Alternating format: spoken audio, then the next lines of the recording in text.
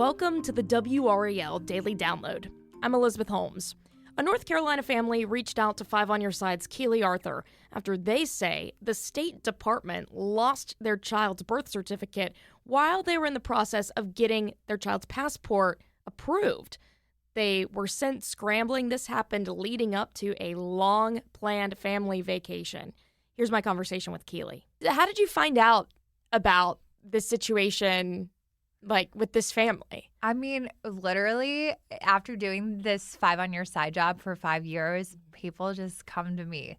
So it was just the mother was was scrambling to rectify this and then decided to get us involved, which, I mean, to be honest, a lot of times when there are problems, you find that the companies don't act super fast, but then once the media gets involved and there's additional scrutiny, then something changes. Mm-hmm. And for people who are just now kind of hearing this, maybe they haven't seen any of the work that you've done on TV yet, but they're seeing this on YouTube.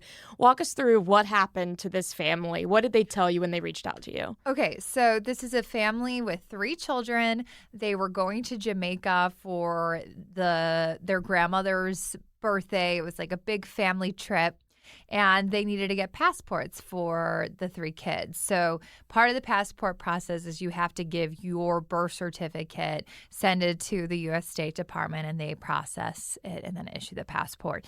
They put the 3 birth certificates in an envelope all together, and then weeks later received 2 passports. The third one was missing. And then when the mother asked questions, she was told, we lost your daughter's birth certificate, and so therefore we weren't able to process the passport. And that was really all she was initially told.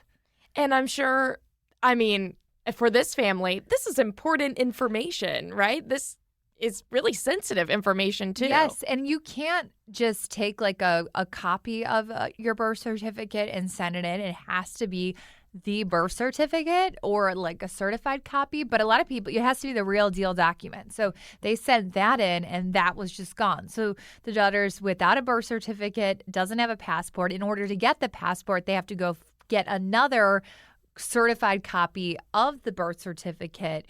And then there's this mystery of like, where did the birth certificate go? The U.S. State Department said that they received it and then it was received at a facility where they were processing payment, and then it got lost at some point during that step.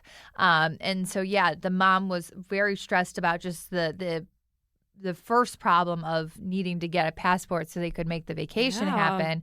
But then the bigger issue of like all this information about my daughter, her birth certificate. I mean, that is like one of the key documents you need for so many things. Yeah. And so she was really worried her daughter's identity was compromised.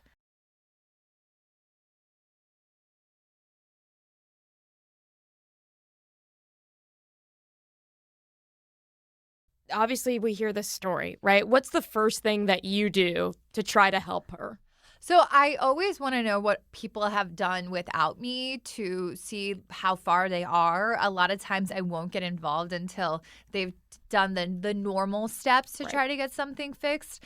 And she had done all of that, minus reaching out to her congressperson, which is something that I always recommend for people when they're having issues with passports specifically. Mm-hmm. So she had done basically everything and then did anything additionally I asked her to.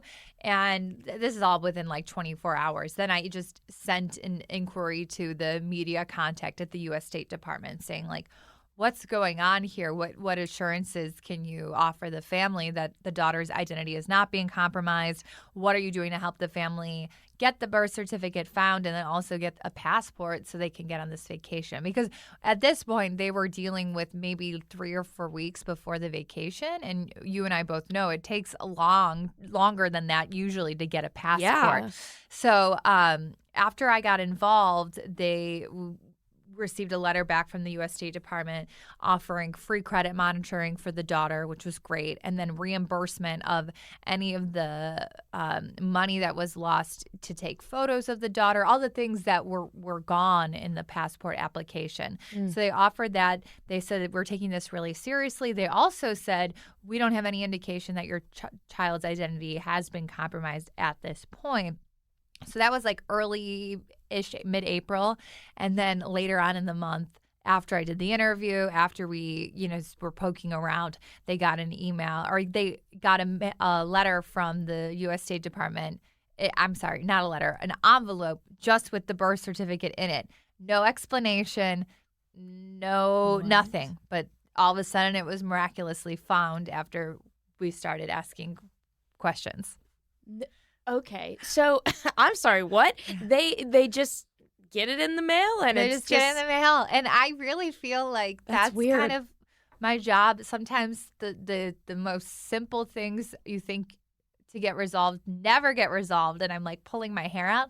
And then something like this where you're like, okay, well, it just is vanished and no one seems to know and no one can answer where it is. And then all of a sudden it's just miraculously resolved. But it definitely makes you wonder, like, how many other times has this happened and how did it happen? And especially the fact that we had kind of we had the variable, which was the daughter's document, but the control was the fact that the two sons, their birth certificates didn't go missing. So it's all in the same envelope. So it was very fishy.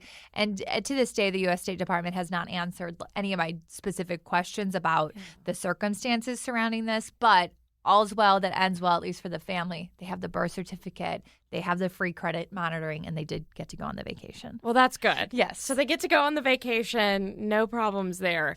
That is incredibly strange that there was no kind of formal documentation saying, hey, we are so sorry, something got mixed up, it got left on a copier, who knows? Whatever or it could be. Whatever it could be, even if it's a small thing of, we just put it in the wrong file cabinet, I feel like that would maybe give people a little bit more. Absolutely. The fact that usually when people don't say anything, that's what makes, I think, any journalist's spidey senses go. And usually they don't offer the explanation because the explanation isn't probably a good one in terms of either it's a weak explanation or they're trying to just not disclose exactly what happened. That's very fascinating. So I guess learning all of this, going through this whole process, what do you want people to know, whether they're getting a passport, using their birth certificate for anything? What's important for people to know? Obviously, this situation is very specific to this family, but I think that the two big things that we can broaden it out is, what do you do if a sensitive document gets lost by the federal government? Yeah. And then also, what do you do if you're fearful that your child's identity has been compromised? I think the statistic now is 1 in 50 minors will have their identity compromised. So that's a lot. That's a lot of people. So first we'll talk about the identity aspect of it. You want to monitor your child's credit report. Children should not have a credit report. So if you're looking into it and you see there is a credit report, that means that your child's likely a credit card or something else has been opened in their name and they're starting to accrue a credit history because of that. So look at the credit report. If there is one, that's your first concern. You want to freeze your child's credit if you're worried that their identity has been stolen with all the 3 major credit bureaus. And just be careful. But really, those are the kind of the 2 points for the identity. And then if a document is missing by the federal government, which you would think the federal government would be on the ball and this wouldn't happen, clearly it does, you want to report it to the agency that lost it, ask for a written report from the agency about the fact that it was lost and what they're doing to investigate it, and then ask them, what kind of assurances they can give you regarding the document, and then ask for compensation. I mean, if you're having to buy another document, or if you're having to expedite your passport, all of those things, like they should be covering that or assisting you with that since it was their mistake. Wow. Okay, so some good information there. Anything else that you want to share just about this story, talking to this family? Anything else that you learned that you think is important for people to know? I just thought it was fascinating that the U.S. State Department lost the document. And I really just want people to remember that it wasn't like a piece of mail went missing.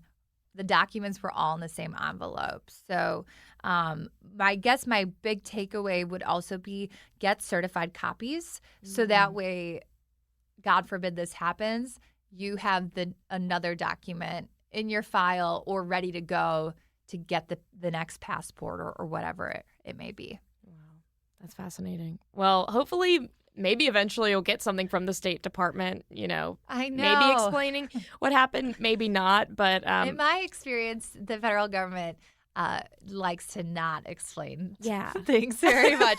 But, I mean, if this becomes an issue, if other people are watching this and they say something similar happened to them or another agency lost a document, I will certainly keep on it. And hopefully we'll get answers then. For sure. Well, Keely, thanks for doing this. We appreciate it. Of course. Lots of good tips there from Keely Arthur. And thanks for listening to the WRAL Daily Download. We enjoy being part of your morning routine. Remember to like and subscribe to this podcast wherever you get it. You can get it on Spotify or Apple Music. And remember to subscribe to our YouTube channel. All you have to do is search WRAL.